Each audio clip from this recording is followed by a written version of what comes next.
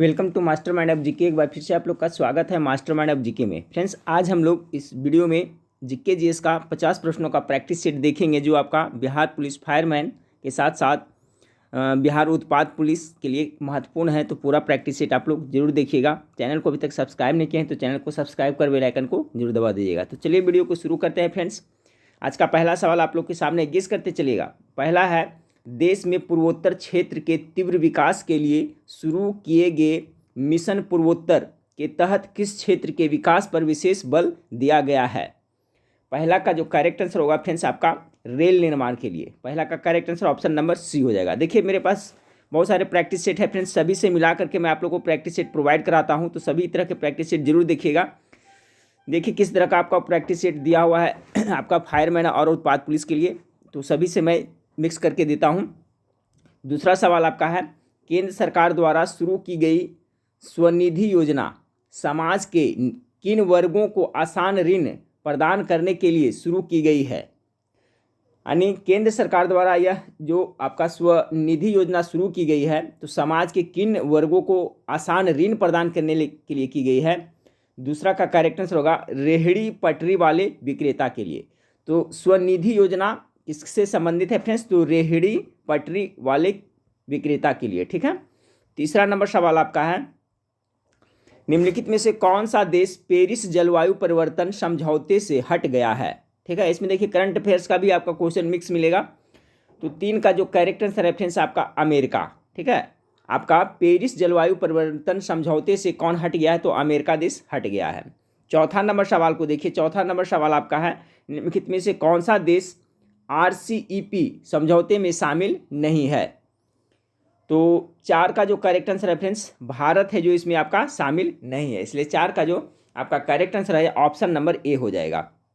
कौन सा देश है जो RCEP में समझौते में शामिल नहीं? तो भारत आपका शामिल नहीं, बाकी चाइना, ऑस्ट्रेलिया, न्यूजीलैंड ये सभी है जो शामिल है। 5 नंबर सवाल को देखिए। 5 नंबर सवाल है, 2010 मेगावाट की लुहरी जल विद्युत परियोजना के पहले चरण के लिए मंजूरी सरकार ने प्रदान की है। यह परियोजना किस नदी पर स्थापित की जा रही है? बहुत ही अच्छा सवाल है फ्रेंड्स, आपका पूछा जा सकता है। ये लुहरी जल विद्युत परियोजना जो कितना मेगावाट की है? तो 2010 मेगावाट की है। यह किस नदी पर बनाया जा रहा है? मंजूरी इसको मिल गई है। तो 5 का करेक्ट आंसर होगा सतलज नदी पर ये आपका लुहरी जल विद्युत परियोजना का निर्माण हो रहा है। याद रखिएगा, लुहरी जल विद्युत परियोजना सतलज नदी पे। 6ठा नंबर सवाल आपका है, भारत के उपभोक्ता मूल्य सूचकांक का आधार वर्ष अब क्या है? ठीक है। भारत के उपभोक्ता मूल्य सूचकांक का आधार वर्ष अब क्या है? 6 का करेक्ट आंसर हो जाएगा फ्रेंड्स 2012। ठीक है। कितना? 2012 भारत के उपभोक्ता मूल्य सूचकांक का आधार वर्ष अब क्या है? तो 2012 है। 7 नंबर बुकर प्राइज। ठीक है। बुकर प्राइज यानी बुकर पुरस्कार 2020 निम्नलिखित में से किसे प्राप्त हुआ? 7 का जो करेक्ट आंसर होगा फ्रेंड्स ऑप्शन नंबर आपका ए हो जाएगा। ठीक है। सुगी बैन को मिला है। ठीक है। किसको? तो सुगी बैन को 2020 का बुकर पुरस्कार मिला है। 7 का ए हो जाएगा। 8 नंबर सवाल को देखिए। नवंबर 2020 में भारत के निम्नलिखित में से किस प्राकृतिक स्थल को रामसर स्थलों की सूची में शामिल किया गया है? नवंबर 2020 में। तो देखिए नवंबर 2020 में आपको लोनार क्रेटर महाराष्ट्र, लोनार झील जो क्रेटर महाराष्ट्र, लोनार क्रेटर महाराष्ट्र, सूर सरोवर उत्तर प्रदेश। ये लोनार क्रेटर कहाँ पड़ता है? आपको पता है महाराष्ट्र में पड़ता है, और सूर सरोवर कहाँ पड़ता है? उत्तर प्रदेश में पड़ता है। तो इस दोनों को फ्रेंड्स आपका नवंबर 2020 में आपको रामसर स्थल की सूची में शामिल किया गया है। तो 8 का correct answer option number D हो जाएगा। याद रखिएगा, महाराष्ट्र का लोनार क्रेटर झील और सूर सरोवर उत्तर प्रदेश का, दोनों को शामिल किया गया है। अगला सवाल आपका है, परम सिद्धि क्या है? चलिए 9 नंबर सवाल का परम सिद्धि क्या है? तो देखिए यह परम सिद्धि है जो RDSO द्वारा विकसित विद्युत रेल इंजन है। ये परम सिद्धि है जो क्या है? एक विद्युत रेल इंजन का नाम है, जिसको विकसित किसने किया है? तो RDOS द्वारा विकसित विद्युत रेल इंजन है परम सिद्धि। परम सिद्धि याद रखिएगा, विद्युत रेल इंजन है। 10 नंबर सवाल देखिए, स्टैचू ऑफ पीस निम्न में से किस स्थान पर स्थापित की गई है? Statue of peace. 10 का correct answer option number C हो जाएगा। विजय वल्लभ साधना केंद्र जेतपुरा, पाली, राजस्थान में। स्टैचू ऑफ पीस, पीस मतलब शांति होता है फ्रेंड्स। ठीक है।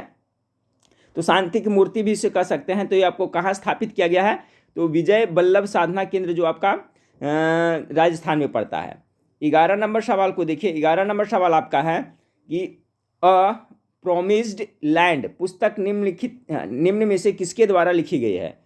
अ प्रोमिस्ड लैंड पुस्तक किसके द्वारा लिखा गया है, तो 11 का हो जाएगा संयुक्त राज्य अमेरिका के पूर्व राष्ट्रपति बराक ओबामा ने लिखा है। ठीक है, इंपॉर्टेंट क्वेश्चन है, याद रखिएगा। अ प्रोमिस्ड लैंड किसके द्वारा लिखा गया है, तो अमेरिका के भूतपूर्व राष्ट्रपति बराक ओबामा के द्वारा यह लिखा गया है। 12 नंबर सवाल को देखिए। 12 नंबर सवाल आपका है भारत में निम्नलिखित में से किसने किसी राज्य में 7वीं बार मुख्यमंत्री पद की शपथ लेने का रिकॉर्ड बनाया है। तो 7वीं बार आपको पता होगा फ्रेंड्स, बिहार हो जाएगा ना, ऑप्शन नंबर बिहार के नीतीश कुमार। 12 का correct answer option number C हो जाएगा। ये भी ध्यान रखिएगा, जो नीतीश कुमार है के 7वीं बार मुख्यमंत्री पद की शपथ लिए। कितनी बार, तो 7वीं बार ये अभी लिए हैं। ठीक है, तो 12 का correct answer option number C हो जाएगा। 13 नंबर सवाल को देखिए। निम्नलिखित में से कौन सा भारतीय उद्यमी देश का सबसे बड़ा दानदाता 2020 में रहा है। ठीक है, 2020 में सबसे बड़ा दानदाता, तो देखिए 13 का जो करेक्ट आंसर होगा ऑप्शन नंबर ए हो जाएगा, अजीम प्रेमजी एवं परिवार। निम्नलिखित में से कौन सा भारतीय उद्यमी देश का सबसे बड़ा दानदाता 2020 में रहा है, तो अजीम प्रेमजी एवं उसके परिवार। 13 का करेक्ट आंसर ए हो जाएगा। 14 नंबर सवाल को देखिए कि नारगोनो काराबाख क्षेत्र में चल रहे सैन्य संघर्ष को समाप्त करने के लिए किन देशों के बीच एक समझौते पर हस्ताक्षर किए गए हैं। 14 का correct answer option number D हो जाएगा। ठीक है, 14 का क्या है, ऑप्शन नंबर डी, 1 2 3, 1 2 एवं 3। ठीक है फ्रेंड्स, यानी कि आर्मेनिया, अजरबैजान और रूस, यानी तीनों हो जाएगा। ठीक है, तो नारगोनो काराबाख क्षेत्र में चल रहे सैन्य संघर्ष को समाप्त करने के लिए किन देशों के बीच एक समझौते पर हस्ताक्षर हुए हैं, तो नारगोनो काराबाख क्षेत्र में ना, तो हो जाएगा आर्मेनिया और अजरबैजान और रूस तीनों। 15 नंबर सवाल है आपका, पूर्वोत्तर के किस राज्य में केसर की खेती प्रारंभ किए जाने की परियोजना प्रारंभ की गई है। 15 का करेक्ट आंसर हो जाएगा फ्रेंड्स आपका सिक्किम में। ठीक है, पूर्वोत्तर के किस राज्य में, तो केसर की खेती प्रारंभ की गई है, सिक्किम इसका करेक्ट आंसर हो जाएगा 15 का। 16 नंबर सवाल देखिए, भारत की सबसे लंबी रोपवे निम्नलिखित में से कहाँ स्थित है। सबसे लंबी रोपवे भारत में कहाँ स्थित है, 16 का correct answer option number C हो जाएगा, गिरनार पर्वत गुजरात में। ठीक है, जो भारत की सबसे लंबी रोपवे है, आपका 16 का correct answer option number C हो जाएगा। 17 नंबर सवाल है, किसान सूर्योदय योजना निम्न में से किस राज्य में प्रारंभ की गई है। 17 का जो करेक्ट आंसर होगा फ्रेंड्स, ये किसान सूर्योदय योजना है जो आपका ऑप्शन नंबर सी गुजरात में, इसका करेक्ट आंसर हो जाएगा। 17 का correct answer option number C हो जाएगा। इसका PDF फ्रेंड्स 1 घंटा बाद मैं आप टेलीग्राम में दे दूंगा, क्योंकि 1 2 बार रिपीट कर लीजिएगा वीडियो देख करके, तो आपको याद हो जाएगा। तो 17 का करेक्ट आंसर ऑप्शन नंबर आपका सी हो जाएगा। किसान सूर्योदय योजना निम्न में से किस राज्य में प्रारंभ की गई है, तो किसान आपका गुजरात में की गई है। अगला सवाल आपका है, तो टेलीग्राम चैनल का लिंक इस वीडियो के नीचे डिस्क्रिप्शन में फ्रेंड्स, अभी ज़्यादा PDF इसमें मैं प्रोवाइड नहीं करा रहा हूँ, लेकिन बाद में मैं सभी PDF उसी पे जो भी स्टडी मटेरियल रहेगा उसी पे दे दूंगा। और फिर आप एप्लीकेशन जब हो जाएगा फ्रेंड्स, तो आपका फिर PDF की जरूरत नहीं पड़ेगी, क्योंकि एप्लीकेशन में PDF के फॉर्मेट में भी बहुत सारा आपको प्रैक्टिस सेट मिलेगा। ठीक है, लेकिन एग्जाम तक फ्रेंड्स जो भी कुछ मटेरियल रहेगा और बाकी कुछ समझ रहे होंगे जो मैं कर रहा हूँ, तो आपका टेलीग्राम चैनल से आप लोग जुड़ के रहिएगा। इस वीडियो के नीचे डिस्क्रिप्शन मेरा चैनल का दिया हुआ है, उसमें आप लोग अभी से जुड़ के जरूर रहें। 18 नंबर सवाल, कुषाण वंश के शासन काल में मूर्ति कला निम्नलिखित में से कहाँ पुष्पित हुई। कुषाण वंश के शासन काल में 18 का जो करेक्ट आंसर हो जाएगा option number C Amravati. 19 number सवाल को देखिए, बौद्ध संघ में शामिल होने वाली प्रथम महिला थी। चलिए, इसका जवाब सभी को पता होना चाहिए, गौतमी प्रजापति इसका करेक्ट आंसर हो जाएगा, बौद्ध संघ में शामिल होने वाली प्रथम महिला। 20 नंबर, निम्नलिखित में से किसके विष्णु का अवतार माना जाता है। चलिए, विष्णु का अवतार इसमें किसी को माना जाता है। 20 का करेक्ट आंसर होगा चैतन्य महाप्रभु को। बहुत अच्छा सवाल है फ्रेंड्स, चैतन्य महाप्रभु को विष्णु का अवतार माना जाता है। 20 नंबर सवाल का करेक्ट आंसर ऑप्शन नंबर आपका सी हो जाएगा। ठीक है, अगला सवाल को देखते हैं। अगला सवाल आपका है कि सतसहस्त्री संहिता के नाम से यह ग्रंथ विख्यात हुआ। किसका सतसहस्त्री संहिता, कौन सा ग्रंथ को कहा जाता है, इसका भी जवाब सबको पता होना चाहिए। तो ये महाभारत का ही पुराना नाम है ना, तो महाभारत को ही सतसहस्त्री संहिता कहा जाता है। तो ऑप्शन नंबर सी 21 का करेक्ट आंसर होगा। 22 नंबर, स्मृतियों में सबसे महत्वपूर्ण मनुस्मृति है, इसकी रचना हुई। ठीक है, मनुस्मृति जो पुरानी स्मृति भी है आप सबसे महत्वपूर्ण है, तो इसकी रचना जो हुई थी फ्रेंड्स आपका 200 ईस्वी से पूर्व से लेकर 200 ईस्वी के बीच में, ठीक है। ऑप्शन नंबर ए 22 का करेक्ट आंसर हो जाएगा। 23 नंबर सवाल को देखिए, किस ग्रंथ में जातक कथाओं का उल्लेख मिलता है? जातक कथा जो बौद्ध धर्म से संबंधित है, ये भी याद रखिएगा। जातक कथा में फ्रेंड्स बुद्ध के पुनर्जन्मों के घटनाओं के बारे में इसमें बहुत कुछ लिखा हुआ है। तो जातक है जो बौद्ध धर्म से संबंधित ग्रंथ है, ये आपका 23 का हो जाएगा फ्रेंड्स। ऑप्शन नंबर बी बहुत अच्छा सवाल है। खुद्दक निकाय में किस ग्रंथ में जातक कथाओं का उल्लेख मिलता है? तो खुद्दक निकाय है जिसमें आपको जातक कथा के बारे में उसके बारे में मिलता है, खुद्दक निकाय। अगला सवाल है आपका फ्रेंड्स 24 नंबर सवाल को देखिए कि निम्नलिखित में से कौन सा ग्रंथ यवनों का भारत पर आक्रमण के विषय में बताता है? 24 का कौन सा ग्रंथ है जो यवनों का भारत पर जो यवन लोग आक्रमण किया था उसका वर्णन उसमें मिलता है? 24 नंबर सवाल का हो जाएगा आपका गार्गी संहिता, ठीक है। गार्गी संहिता में यवनों का भारत पर आक्रमण के बारे में बताया गया है, ठीक है, याद रखें गार्गी संहिता। अगला सवाल है 25 नंबर की, निम्नलिखित में से किसने सिकंदर की जीवनी लिखी? ठीक है, सिकंदर की जीवनी किसने लिखी थी? 25 का करेक्ट आंसर हो जाएगा ओनोसिक्रिटस, ठीक है। ऑप्शन नंबर ए 25 का करेक्ट आंसर होगा, ओनोसिक्रिटस ने सिकंदर की जीवनी लिखी है। अगला 26 नंबर सवाल को देखिए, लाठी कलब की स्थापना निम्नलिखित में से किसने की थी? चलिए फ्रेंड्स गेस कीजिए, लाठी कलब का रहा है। तो लाठी कलब की स्थापना जो आपका बाल गंगाधर तिलक ने किया था। ऑप्शन नंबर सी इसका करेक्ट आंसर हो जाएगा 26 का। लाठी कलब की स्थापना किसने किया था? तो बाल गंगाधर तिलक ने किया था। 27 नंबर सवाल को देखिए, ईश्वर के बारे में सोचने के लिए मेरे पास वक्त नहीं है क्योंकि अभी इस धरती पर ही बहुत काम किया जाना है, उपयुक्त कथन किसका है? चलिए फ्रेंड्स 27 नंबर सवाल का बहुत ही अच्छा सवाल है। कह रहा था ईश्वर के बारे में सोचने के लिए मेरे पास वक्त नहीं है क्योंकि अभी इस धरती पर बहुत सारा काम किया जाना बाकी है, यह कथन किसने कहा था? तो 27 का जो करेक्ट आंसर होगा स्वामी ईश्वरचंद विद्यासागर ने कहा था। ऑप्शन नंबर डी इसका करेक्ट आंसर हो जाएगा। 28 नंबर सवाल को देखिए, 28 नंबर सवाल आपका है, निम्नलिखित अधिनियमों में से किसके द्वारा भारत परिषद को समाप्त किया गया था? ठीक है, निम्नलिखित अधिनियमों में से किसके द्वारा भारत परिषद यानी इंडियन काउंसिल को समाप्त कर दिया गया था? तो किस अधिनियम के तहत आपका इंडियन काउंसिल अर्थात भारतीय परिषद को समाप्त कर दिया गया था? तो ये हो जाएगा आपका भारत सरकार अधिनियम 1935। ऑप्शन नंबर सी इसका करेक्ट आंसर होगा, ठीक है। बहुत इंपॉर्टेंट सवाल है। भारत परिषद अर्थात इंडियन काउंसिल को किस अधिनियम के तहत समाप्त किया गया था? तो भारत सरकार अधिनियम। देखिए भारत सरकार अधिनियम 1935 काफ़ी इंपॉर्टेंट है। आपका भारतीय संविधान है जो इससे ही बहुत ज़्यादा प्रभावित है, इस अधिनियम से। याद रखिएगा भारत सरकार अधिनियम से भारतीय संविधान जो बना है ना वो बहुत ज़्यादा प्रभावित है। तो ऑप्शन नंबर सी इसका करेक्ट आंसर हो जाएगा। 29 नंबर सवाल को देखिए, निम्नलिखित में से कौन से गैस की वैश्विक तापवृद्धि ग्लोबल वार्मिंग की सामर्थ्य अधिक है? 29 नंबर सवाल का, ये भी देखिए मॉडरेट सवाल है, बहुत इंपॉर्टेंट है। तो ग्लोबल वार्मिंग में जो है फ्रेंड्स आपका वैश्विक तापवृद्धि में सबसे अधिक सामर्थ्य देखा जाए तो आपका CO2 कार्बन डाइऑक्साइड का है, इसलिए 29 का correct answer option number B हो जाएगा। अगला फ्रेंड्स आपका, अब बाकी ये सब गैस है जो फ्रेंड्स कार्बन डाइऑक्साइड गैस है, अति ग्लोबल वार्मिंग गैस के अंतर्गत आता है, ये भी याद रखिएगा। सल्फर हेक्सा फ्लोराइड है, ये भी है आपका है ग्लोबल वार्मिंग गैस। मीथेन भी है, नाइट्रस ऑक्साइड भी है और आपका कार्बन डाइऑक्साइड भी है। 30 नंबर सवाल को देखिए कि मांडू विजय दक्षिण विजय की कुंजी था, यह किसने कहा था? ठीक है, ये मांडू विजय दक्षिण विजय की कुंजी था, यह कथन किसके द्वारा कहा गया था? 30 का करेक्ट आंसर हो जाएगा ऑप्शन नंबर आपका डी हो जाएगा, ठीक है। अमीर खुसरो ने कहा था कि मांडू विजय दक्षिण विजय की कुंजी था। 31 नंबर सवाल को देखिए, 31 नंबर सवाल आपका है कि विश्व प्रसिद्ध पर्यटन स्थल सांची का प्राचीन नाम यह भी था। 31 का, तो सांची का प्राचीन नाम क्या था फ्रेंड्स? आपका 31 का हो जाएगा काकनाम। विश्व प्रसिद्ध पर्यटन स्थल जो सांची है उसका प्राचीन नाम काकनाम था। 31 का करेक्ट आंसर ए हो जाएगा। 32 नंबर सवाल को देखिए, उर्वरक उद्योग के लिए कौन सा कच्चा माल नहीं है? 32 का, तो देखिए आपका नफ्ता, जिप्सम, सल्फर है, कास्टिंग सोडा है जो फ्रेंड्स ये आपका कच्चा माल नहीं है आपका उर्वरक उद्योग के लिए। बाकी सल्फर, जिप्सम, नफ्ता का प्रयोग किया जाता है, कास्टिंग सोडा का प्रयोग नहीं किया जाता है। 33 नंबर सवाल तो डी हो गया, 32 का डी। और 33 नंबर सवाल को देखिए कि निम्नांकित में से कौन सा सुमेलित नहीं है? इसमें से कौन सा सुमेलित आपका नहीं है? 33 का किलिमंजारो अफ्रीका में पड़ता है, ये आपका बिल्कुल सही है फ्रेंड्स। माउंट मैकाले उत्तरी अमेरिका में पड़ता है, ये भी आपका सही है। एल्ब्रुस एशिया, ये बिल्कुल गलत है फ्रेंड्स। इसका जवाब बताइएगा कि जो आपका ये एल्ब्रुस है जो कौन सा देश में पड़ता है, कौन सा महादेश में पड़ता है। बाकी एकोनकागुआ आपका दक्षिण अमेरिका में पड़ता है, ठीक है।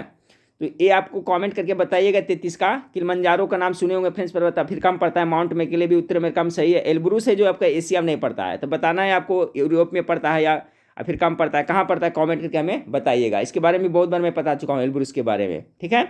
तो 33 का करेक्ट आंसर क्या होगा, एल्ब्रुस है जो कौन सा महादेश में पड़ता है बताना है। तो करेक्ट आंसर यही आपका ऑप्शन नंबर सी, सुमेलित आपका नहीं है। 34 नंबर सवाल को देखिए। चचनामा के अनुसार 6वीं और 7वीं शताब्दी में सिंधु देश की राजधानी क्या थी। चचनामा के अनुसार 34 का जो करेक्ट आंसर हो जाएगा ऑप्शन नंबर बी हो जाएगा आपका अरोड़ थी। चचनामा के अनुसार 6वीं से 7वीं शताब्दी में सिंधु देश की राजधानी अरोड़ थी। अगला सवाल है 35 नंबर सवाल आपका। मुगलकालीन ग्रंथ मासिर ए आलमगीरी किसकी रचना है। मासिर ए आलमगीरी किसके द्वारा लिखा गया है, यह एक मुगलकालीन ग्रंथ है, मुगल काल के शासन के दौरान लिखा गया था। 35 का हो जाएगा फ्रेंड्स साकी मुस्तैद खां के द्वारा लिखा गया है। 36 नंबर मध्यकालीन भारतीय इतिहास में पनही तथा उपनाह का उल्लेख किस संदर्भ में मिलता है। मध्यकालीन भारतीय इतिहास में, तो आपका 36 का करेक्ट आंसर हो जाएगा फ्रेंड्स आपका जूता, ठीक है। मध्यकालीन भारतीय इतिहास में पनही तथा उपनाह का उल्लेख किस संदर्भ में मिलता है, तो जूता के संदर्भ में मिलता है। 36 का करेक्ट आंसर डी हो जाएगा। 37 नंबर बेतवा नदी निकलती है, कहाँ से निकलती है बेतवा नदी, तो 37 का हो जाएगा फ्रेंड्स आपका विंध्यन पहाड़ियों से निकलती है। ऑप्शन नंबर सी इसका करेक्ट आंसर होगा बेतवा नदी। माता टिल्ला परियोजना है जो बेतवा नदी पर है, ये भी याद रखिएगा, ठीक है। माता टिल्ला एक परियोजना है वो जो किस नदी पे है, तो बेतवा नदी पर ये पूछा जाता है फ्रेंड्स, ये भी याद रखिएगा, जो विंध्य पहाड़ी से निकलती है बेतवा नदी।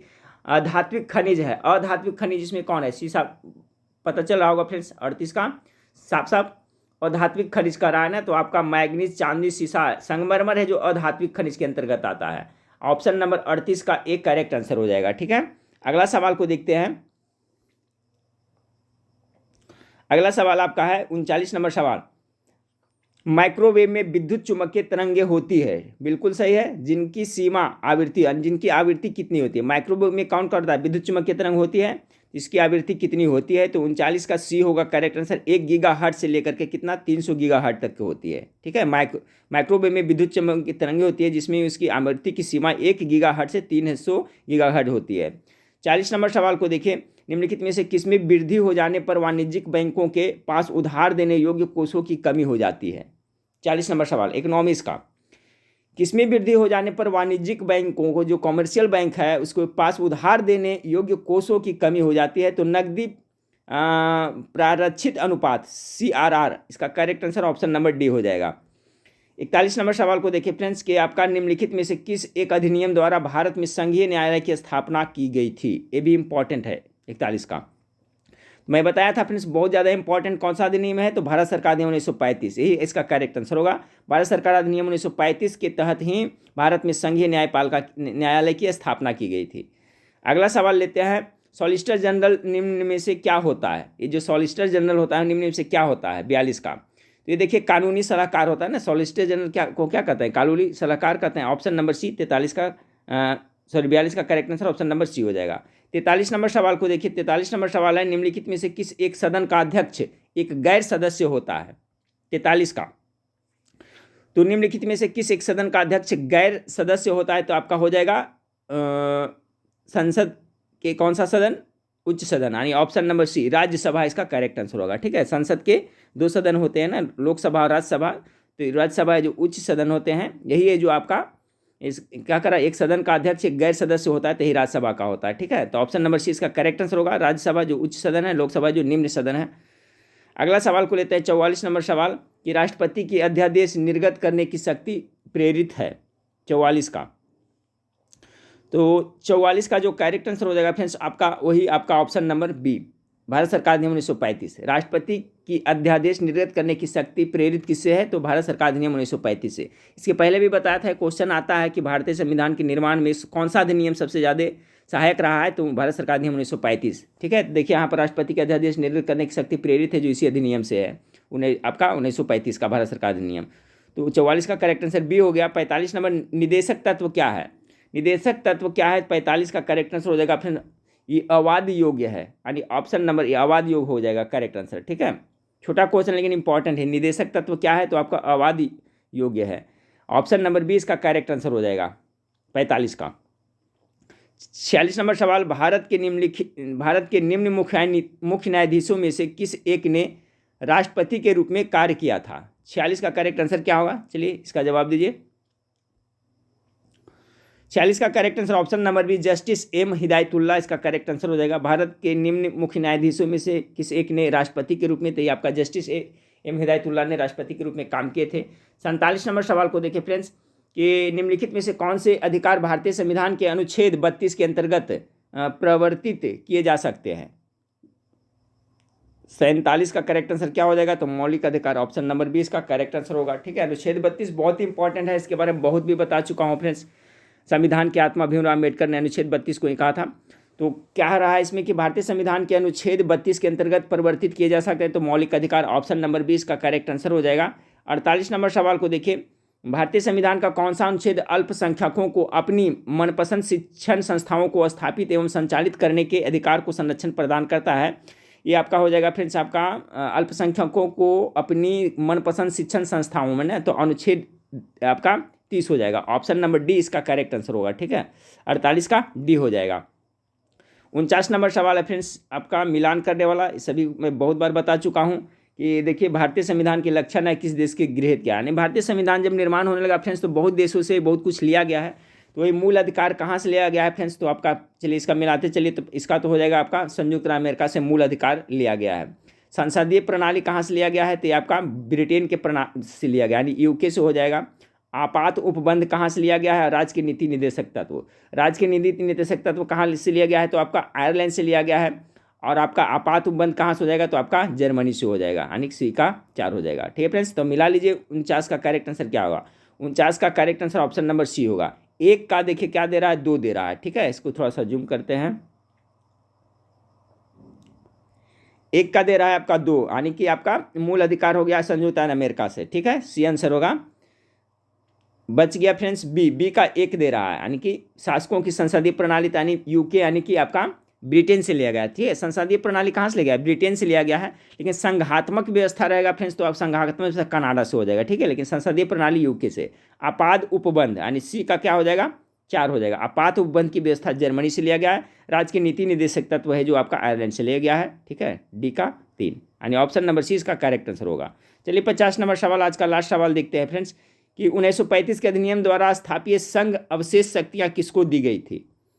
चलिए 50 नंबर सवाल का सही आंसर क्या होगा? गेस कीजिए। 1935 के अधिनियम द्वारा स्थापित संघ अवशेष शक्तियाँ किसको दी गई थी? तो गवर्नर जनरल को दे दी गई थी। ऑप्शन नंबर सी इसका करेक्ट आंसर हो जाएगा। ठीक है फ्रेंड्स, तो ये 50 प्रश्न जीके जीएस का था, सभी तरह के बुक से मैं करा रहा हूँ फ्रेंड्स। और इसका मैं 1 घंटा में आपको टेलीग्राम में इसका PDF भी आंसर के साथ में डाल देता हूँ, ताकि 1-2 बार और रिवीजन कर लीजिएगा। अभी फ्रेंड्स बिल्कुल समय नहीं मिलता है लाइव क्लास का भी ज़्यादा एक्स्ट्रा क्लास लेने के लिए, क्योंकि एप्लीकेशन पे बहुत ही ज़्यादा अभी वर्क हो रहा है, क्योंकि उस पर अच्छी तरह से बना रहा हूँ, जिससे आपको कोई भी प्रतियोगिता परीक्षा देने जाएगा फ्रेंड्स मैं सब टॉपिक वाइज बना रहा हूँ। एक बार डाउनलोड कर लीजिएगा फ्रेंड्स, तो बहुत आपको काम की चीज़ होगा। एप्लीकेशन फ्री ऑफ कॉस्ट है। जैसे कोई भी टॉपिक वाइज ले रहा हूँ फ्रेंड्स, मान लिया आपका राष्ट्रपति से, तो राष्ट्रपति से संबंधित जितने भी परीक्षाओं में प्रश्न पूछा गया है, कितने प्रश्न बनते हैं, सभी को एक ही टॉपिक में क्लियर किया हूँ। उसी तरह से आपका मान लिया कि वायसराय से हो गया, 1857 के विद्रोह हो गया, इसी तरह से जो कम से कम आपका 30 से 40 टॉपिक है जिससे हमेशा प्रश्न पूछा आता है। तो सभी टॉपिक से मैं आपको 100 प्रश्न, जितना इंपॉर्टेंट प्रश्न बन रहा है सबको उसमें डाल रहा हूँ। उसके बाद में फ्रेंड्स सभी विषयों का अलग से प्रैक्टिस सेट भी, क्यूज भी है, तो अभी उसी पर काम चालू है। चलिए फ्रेंड्स नेक्स्ट वीडियो में फिर मिलते हैं। देखने के लिए थैंक यू, धन्यवाद।